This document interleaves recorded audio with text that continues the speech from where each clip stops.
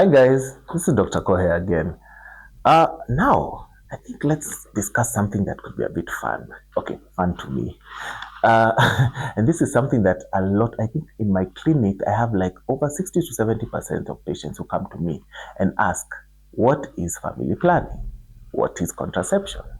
So in a nutshell, family planning is just basically a method, an instrument, or a procedure that can permanently or temporarily prevent you from getting a baby. So when you look at family planning, basically we can look at it in two ways. There's the permanent and non-permanent. Then, or you can look at it also from a broader perspective of hormonal and non-hormonal. So let's look at that. Let's start with the permanent and non-permanent. So when you look at permanent is usually a method that once you instill, it is permanent. You can never go back. And in this case, again, you can divide it into maternal and fetal. So under maternal, these tend to be the surgical procedures, what we call the bilateral tubal ligation or BTL. And in a male, now remember, we never leave our men out. We can actually do something called a vasectomy. So that is actually where you get to snip the connection in the testes, that where the sperm usually connects to. And once you sever it, that means that after there'll be no sperm that is able to ascend during the sexual act. Now, when you look at now that's when we're actually now done with the permanent methods.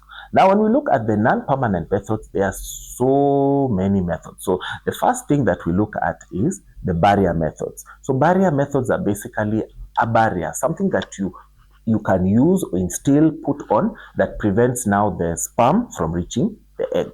So in this case, there are things like condoms, things like the female condom, the diaphragm, the cervical cup, and all of them have their various amount of efficacies, or in quotes how we call, or what we say how effective they are. Then there are other things called the injectables. So injectables are things that you inject. So they are usually a hormone that you can either inject in the arm, and usually it works for about 3 months, and you have to keep on getting the injection every 3 months. The other method is actually the implant. So the implant is something that or subdermal implant, you put it under the skin, and there are different types. So there's one which currently in the market, there's one which ranges for 3 years, which we call Implanon. There's also another one which ranges for 5 years, which we call Jadel, or is effective for 3 years rather, which we call Jadel. Then also there is now things that what we call intrauterine devices, so things we put in the uterus. So now can be the coil, and the coil can be both hormonal or non-hormonal. So the non-hormonal coil is in the market currently. We have the copper coil, and there are various types of copper coils, but the most common one is the one that the copper T. There's also a copper Y. There are very many options. There's even one that looks like a ball of copper, and it ranges from about 10 to 12 years on average. And you put this in, and it can even be put actually after delivery, both at cesarean section and even after delivery for those women who have a vaginal delivery. And it can range, so that now once it's inserted, and now if the patient decides that I'm tired of this method, or maybe wants to add another baby, they're able to remove it quickly. There's also another hormonal coil that we use, and in the market, there are quite a few. There's one type called Mirena, there's one called Avibella as well. And these are ones that you just insert the same way. It can either be put at delivery, it can be put either at the postpartum visit at 6 weeks. And now this one acts in a certain different way because it has small hormones that are being released, and this prevents pregnancy, either by thickening the cervical mucus, or ensuring that the lining of the uterus is thinned, or actually ensuring that ovulation does not happen at all.